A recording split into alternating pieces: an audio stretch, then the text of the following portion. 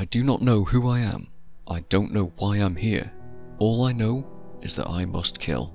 Within 5 seconds of starting Hollow Knight, you know it's going to be a special game because there's a secret for going left. You're facing right, subtly hinting that it's the way forwards, but curious players are going to try left anyway and instantly be rewarded for it. Which teaches us a few things. We hear the secret ding sound, so we know that we found something going forwards. We now know that there are indeed secrets in the game and to check walls for them, and we get rewarded with a Geo Rock, which we intuitively just hit and collect whatever the shiny stuff is. So simple and yet so effective. There's even a hint that there's more above that room too that you can't yet access, so try coming back later. Hollow Knight is full of this kind of careful consideration right to its core, and that is its absolute strength. What ho chaps, I'm MagicalMike and I make videos like this one, so drop a like if you do and maybe subscribe, or go check the playlist for loads more content like this. Cheers. It's no secret that Hollow Knight is a well-loved game. Team Cherry did an amazing job with this Metroidvania, and it's also no secret that it has a reputation for being difficult. I'll talk about that in a bit, but let's just go over the intro, the premise, and how the game plays first. The intro cinematic tells you, well, something. You won't understand what it's saying or showing you until way later in the game, but it's certainly curious, which is why I started the video the way that I did. This style of storytelling continues throughout the game and does something that I don't see in a lot of other media these days. It treats you as if you actually live in the world. Characters won't just monologue about how the world is to you, which really helps in making things feel more immersive and mysterious.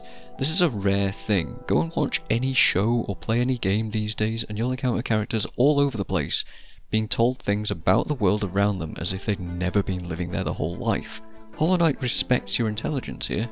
You could argue that it's more confusing this way, but I actually had more fun piecing these things together and coming up with my own ideas as the game progressed, and then eventually looking stuff up. You also get a decent idea of the art style, and that we're in some kind of bug kingdom, and everything seems a little bit quiet and run down. That does mean everything is an insect in this game. I'm really not a fan of bugs myself, but it doesn't really bother me here because everything just kind of looks charming. Deep Nest, though, is something else. If you're not okay with clicky, claggy, creepy crawlies, it can be quite unpleasant, so just a fair warning. The art style is relatively simplistic, with details mostly faded out in the background, allowing all the important visual information to pop so you can read the game easily. Not to say that the art is lacking in any way, because it just isn't. There's loads of layers behind what's going on, and in front of the play space you can see terrain, creatures, colours, caves, flora, buildings and all sorts of other things, but they keep the focus uncluttered. It's also fun to just swipe your nail and slash at the scenery as you travel, causing these solid chunky sounds as you break objects all over the place. It's really hard not to just spam attacks everywhere because it's just fun to do so. In fact, you might even rarely be treated by a sighting of Menderbug if you keep breaking signposts, if you're lucky. The game is a Metroidvania. I'd never played a proper 2D one of these before Hollow Knight, and it's been a fantastic intro to the genre for me. I now have a lot more interest in checking out other older Metroids and Symphony of the Night, thanks to this game. If you're not sure what the genre is, think of it like a mix of exploration and combat with a large focus on acquiring abilities and upgrades to explore further beyond various obstacles that you'll encounter along the way. Things start off nice and simple though. You can move left and right, jump, and have perfect air control. There's no momentum, everything feels nice and smooth, and you can attack in 4 different directions in melee. The tutorial does a pretty great job of showing you all these base mechanics and letting you learn them by just using them all. The first enemy that you see takes 2 hits, which I think is smart because it lets you learn combat instead of learning just how to beat an enemy, making for a confidence builder as well. You'll also notice that you move away from whatever you hit, like a small knockback effect. This is a key thing to get used to and get to grips with in Hollow Knight. It keeps you safe from enemies that can retaliate, it can move you off of small platforms if you're not careful, and it gives you a feeling of weight in combat by forcing you to move back into attack range between hits. Some players won't like this, but there is an optional upgrade later on to remove it if you want. More cleverly, it actually rewards players that try stuff again. Attacking something below you causes you to bounce upwards, called pogoing, which can exploit enemies that can't hit upwards or even bounce you across obstacles. and the tutorial area obliges by giving you a spike pit to try bouncing across if you're feeling adventurous. It never says that you can do this, but those who dare win, and pogoing is something that you can use throughout the game to your benefit, solving platform sections and combat alike. It'll also ease you into aggressive enemies that fly and chase you, allowing you to figure out aerial combat, and teach you about the environment, with the aforementioned spikes doing damage if you touch them, and dropping stalactites from the ceiling, which, while also being able to damage you, can damage enemies as well. And if you're like me, you might have taken a hit to something early on here. You start out with 5 masks of health, each representing 1 hit for the most part. Some enemies later on can do 2 damage, but most of the game only ever does 1. You can heal at any time using Soul, which is this white orb that fills next to the masks. Hitting enemies gives you Soul, and you can spend it back to heal up. You're locked in place for about 2 seconds while you do so, meaning it's a tactical decision to heal, especially more risky during combat. But the prevalence of enemies as you explore means that as long as you're hitting stuff as you go, you can always find a spot to heal at between attacks. What's especially more interesting about the tactical applications of Soul are the spells that you'll learn later on. Early on, you'll pick up Vengeful Spirit, which is a horizontal shot that costs Soul to fire. There's 2 other spells and upgrades to them as well, but the interesting dynamic of Soul being a shared spell and healing resource is a fun consideration. Do you risk healing up, or do you just fire a ranged attack to try and finish an enemy off quickly? Maybe you have to deal with missing masks for a little while longer until you can fill more Soul, or find a safer place to heal. Having only 5 hits before you die can be intimidating at first. I died a lot in this game, but mostly from hubris or my lack of sensible decision making. Death reverts you back to a previous checkpoint, which are the benches that you rest at. It respawns enemies and drops a shade where you were killed, which is a floating copy of you that you have to make it back to and defeat to regain your Geo, which you also temporarily lose on death. You also have a reduced soul capacity in this state, so it's a good idea to try and get back and reclaim that stuff. But if you die before recovering it, then you lose all that stuff for good. Then again, Geo is pretty easy to come by, so I wouldn't really worry about it. You'll get this currency constantly from those rocks that I mentioned at the start for finding secrets or reaching optional locations, and of course for killing enemies. And you'll need plenty of it to buy upgrades as you progress.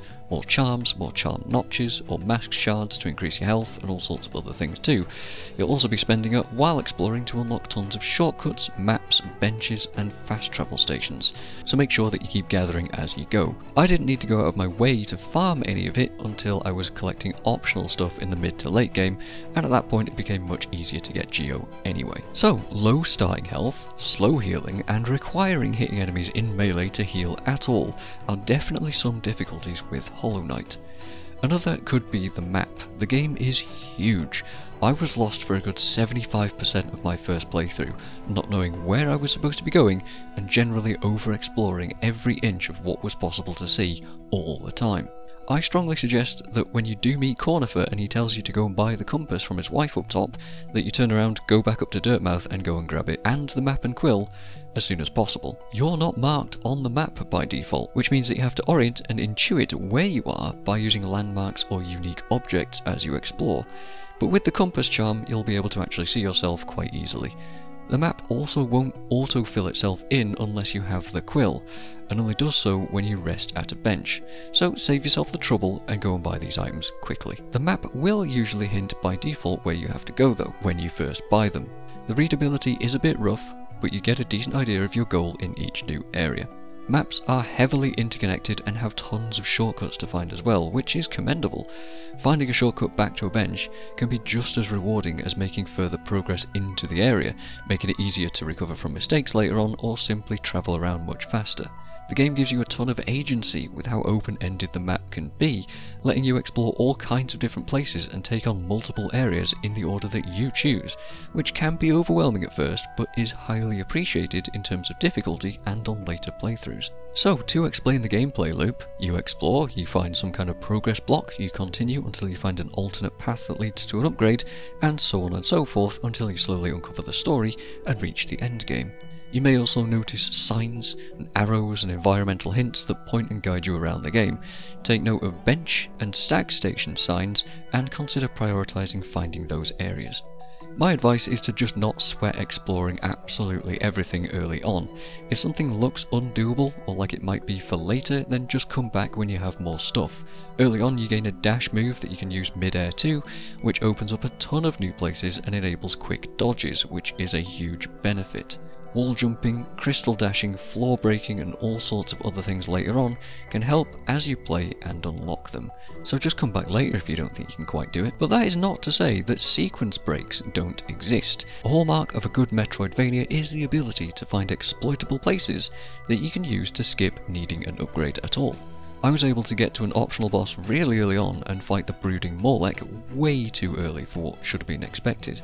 My stubbornness did pay off eventually, but was by no means an actual good idea to do. You can find places to bounce off of enemies or spikes like this to skip all sorts of stuff, which is a much appreciated application of skill expression for players thinking out of the box. NPCs can also drop the occasional hint of things. You might not know where to go, but an NPC may just hint at an area or thing for you to go and head towards.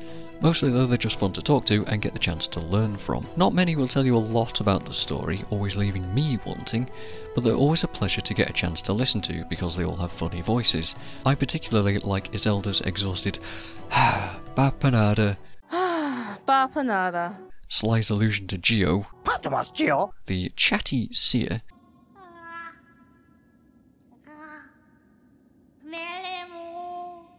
and Mila the miner. Poor Mila. But there's countless others. I mean, there's Hornet, Willow, Cloth and Quirrell, they're all pretty great as well, and many others that I'm not going to name. Does anyone else feel bad if you don't talk to Elderbug during your playthrough? Speaking of sound though, how about that soundtrack? Easily, this shoots up there as one of the best overall OSTs that I've ever heard in a game. This ranks up there with highly nostalgic stuff for me, even without that bias going in. Christopher Larkin composed some brilliant stuff here. Just to name a few, Dung Defender is so upbeat and triumphant, Dirtmouth evokes a sense of decay, False Night is the first real intense theme, and rightly so for the first boss, Green Path somehow manages to give off this melancholy but also a little bit of hope with all the life being everywhere. Hornet and Mantis Lords are both energising string pieces. The Fungal Wastes got stuck in my head for absolutely ages with how long I spent walking around there, and places like the Soul Sanctum and Nightmare King, with the organ involved, ooh. There's even callbacks to motifs used in certain tracks, like in the Broken Vessel's boss theme, which may have story implications, and the endgame bosses all have absolute bangers associated. Radiance and the Godhome remixes are incredible. A lot of these tracks accentuate either the exploration or the combat, whichever is the current gameplay focus in the area, and you'll find them swapping out and ramping up in intensity when you enter the more challenging rooms and sections, places where you get locked into a combat before the room opens, or during longer platforming sections. I highly recommend this OST, it's worthy of its good reputation. But Hollow Knight is known for another thing, its difficulty. I didn't want to play this for the longest time because I'm pretty bad at 2D platform combat games. I thought I simply wouldn't enjoy going into it knowing that people love it so much and risking having a bad time. But I'm happy to say that most of the real hard stuff is entirely optional, and the game was able to train me well and prepare me to do that stuff later on as well. The main path, the things that you're required to do to beat the main game, is typically lenient about how much player skill that they expect from you. They'll typically not mix combat and platforming all that often. They give you a good chance to learn all of your new abilities as you get them, and slowly ramp up how much you'll have to mix everything together. There's also rarely any long, intense sections, giving you plenty of time to collect yourself or heal up between things happening. The bosses are quite slow and easily readable, giving you ample time to react and to punish them, and everything felt decidedly fair. I'd argue that the game mechanics aren't nearly as hard as you might think. However, there's a lot of optional stuff that goes above and beyond challenging, which is totally up to you if and when you feel like seeing if you can beat those things. There's a good variety of areas to explore before you do that though. While many of them might look similar at a glance, due to colour palettes being mostly grey and dark blue in most areas, you'll come to recognise their feel more than how they look. A number of these areas stand out for a few reasons, either their colours do pop, or the enemies are interesting or perhaps dangerous, or maybe you'll spend a lot more time in some places than others, or the music might just capture you more than another area. The Abyss, for example, is pretty much empty, which works really well for its tone, but the City of Tears have some of the most recognisable level design in the game. The Hive is also a unique area that was added as part of a DLC, which is all free by the way, awesomely, and it manages to stay within the story, give you a whole new set of enemies and environment, while remaining optional and sensibly written in. Its golden hue stands out a bunch as well. Actually, a lot of the game feels like a new area is just another moment of asking yourself, how big is this game?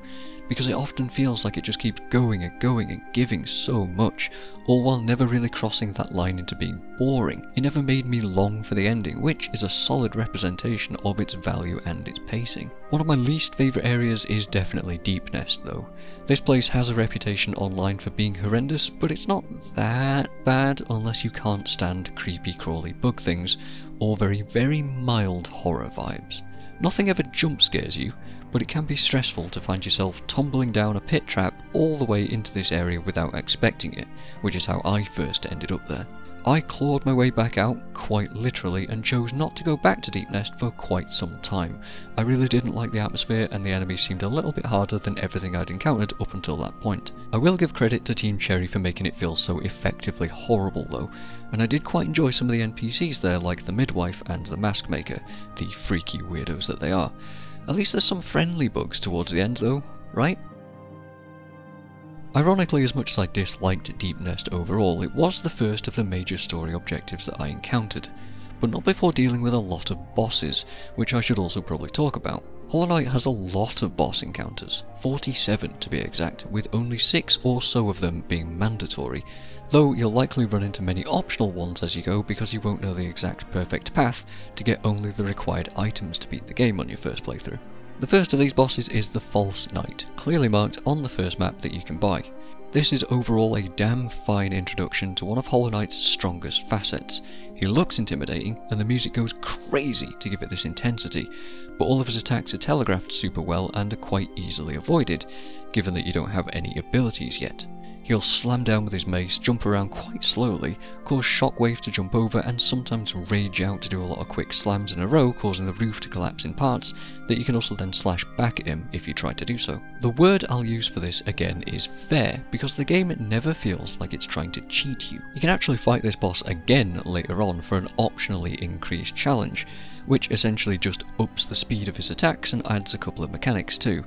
The difference between these versions might not look like much, but it certainly feels like an incredible step upwards. A lot of these optional bosses can have such a feeling, which makes beating them feel amazing, and is why I say that the boss fights are one of the game's strongest points. Upon coming back to earlier areas, things on my later playthroughs felt outright slow compared to my first time through, giving me a sense of genuine skill progression as a player. As I said, there's a lot of bosses to talk about with their own mechanics, attacks and environments. While I'm not going to go and mention all of them, I do have to call out a few favourites. The Mantis Lords being one of the most interesting for all sorts of reasons, especially on rematch later on, with them feeling more like a carefully coordinated dance, with moments to let you get hits in and a unique reward at the end, making all the Mantis enemies in the areas around them non-hostile, which is pretty cool environmental storytelling. Nosk has a fantastic creepy intro which I won't spoil, Hornet is a good test of your early and late mastery of mechanics, Dung Defender is overall hilarious and friend-shaped, and a couple of bosses allow NPC friends to join in with you, which is neat. And I of course have to mention Nightmare King Grim for being such a cool fight that feels almost impossible the first time that you try him, but with practice you begin to see the code and respond to all of his attacks as they come, which surprised me with my skill progression after I beat him the first time. There is also the hardest fight in the game.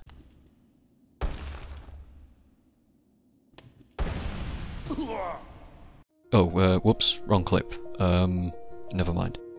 But to beat all of this stuff you're going to need charms, which somehow I've not talked about yet. Each one of these has some kind of usually unique effect, with a couple of copies like Soul Catcher or Soul Eater being a stronger version of it. Every charm has a number of notches that it takes to equip it, and you can get up to 11 notches total overall from exploring and finding them in the world. Charms are found much the same way. They can be rewards out in the world from being optional areas or bought from shops. The compass is an important one to grab early, like I said, and I never took it off throughout my playthroughs. There's all kinds of things that they do, from creating a shield to protect you when you heal, to increasing your spell effectiveness, allowing you to attack with no cooldown, removing the knockback effect on your attacks, or even spawning little allies around you to help you out. And a lot of these charms can be combined in unique ways to create builds. I played through and beat the game using a combination of quick nail, increased damage, a longer reach, and the ability to use nail arts much faster, so basically a strong melee build. But on gathering footage for this video, I used a spell focus build instead and had just as much, if not more, success. So you can mix and match to tailor your charms to your own playstyle. Not all of them felt very useful. A good number actually never saw use for me, but your mileage may vary. Just experiment around with things if you want. You never actually even need to use charms, they're just handy little upgrades that you can have. Which brings me to the end game. Light to medium spoilers from this point on, I suppose, so skip to here if you want to avoid those things. One optional area being the Colosseum of Fools, which can be encountered somewhere around the middle of a playthrough, but I'm adding it into this part of the video. This area is just a set of 3 long combat challenges. You go up against all kinds of enemies and waves and waves and waves of them that get spammed at you. Your job is to defeat everything and make it out on top, and it'll definitely test your ability to react and adapt your combat to each challenge. Some of the harder stuff to deal with are combinations of flying enemies, floor spikes, reduced arena space, and no chance to heal as you jump between walls that you slide down. Tough stuff, but a lot of fun to play and a good early chance to test your skills for what lies ahead. Another example is the Path of Pain. This, however, is all platforming instead. It's also not something that you're likely going to find very easily, as it's a hidden area inside another hidden endgame area, inside the White Palace. The palace itself is a huge platforming challenge area to test all sorts of things that you've learned along the way, and I enjoyed it immensely, but the Path of Pain is exactly what it claims to be. This is the true test of how well you can move at the night, and it's entirely optional, but worth giving a proper go at just so you can say that you've done it. And I have, just to brag a little bit, but I didn't want to go and do it again for this video because once was definitely enough for me, thank you very much. The sequences of jumps, dashing, pogo resets, and crazy tight timing between entire rooms of thorns and other moving objects that reset you back to solid ground is quite frankly insane, and so much harder than anything else in the game. It's extremely satisfying to beat, but yeah, crazy hard to do. Well done if you even decide to make an attempt. I'd say the final endgame stuff, apart from the optional dream bosses, would be the Pantheons. These are boss rushes with additional challenge to them. Each one of them includes a number of bosses that you've encountered throughout the main game, along with some new ones and alternate versions. As you beat them, you'll unlock more bosses progressively and the ability to fight them individually in the Hall of the Gods, so that you can practice them at any time you choose. These rushes require you to beat all of the bosses in each set in a row without being killed. Your health and soul carry over between each fight, and every now and then you'll get a rest spot to recover at, but your progress won't be saved until you either win or lose.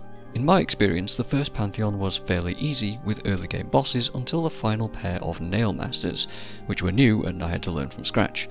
This took me a number of attempts, and losing there makes you redo the entire set. Eventually I won out and was able to beat it with all 4 bindings complete. Bindings are further optional challenges that you can apply to yourself. One makes your nail do 80% less damage, one limits your health to a maximum of 4 masks, one unequips all of your charms, and the last one reduces your maximum soul to 1 spellcast or heal at a time. I found the max health and no charms ones to be the hardest, personally, but was able to learn the early bosses well enough to be able to deal with the low damage or soul, or simply tweak my charms to a spell build or a melee build to compensate.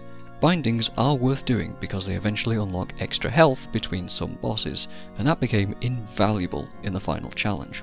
Pantheon 2 was arguably much easier than the first, and I almost one-shot it even with bindings on due to all the practice that I'd had on the earlier bosses.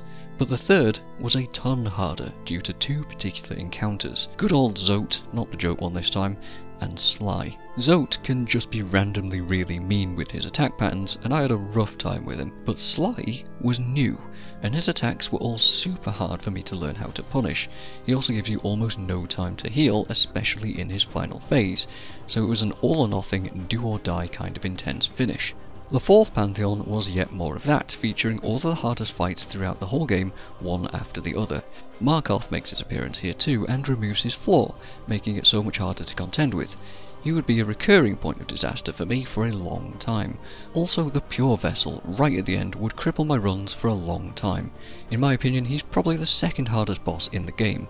Even with a lot of practice and being able to say it's still a fair fight, it's still super fast and has a ton of attacks that you need to learn to deal with in a split second. Great feeling to beat it though. And finally is the Pantheon of Hallownest. This is every single boss plus a harder version of the Radiance. This thing took me like 15 to 20 hours to beat on its own.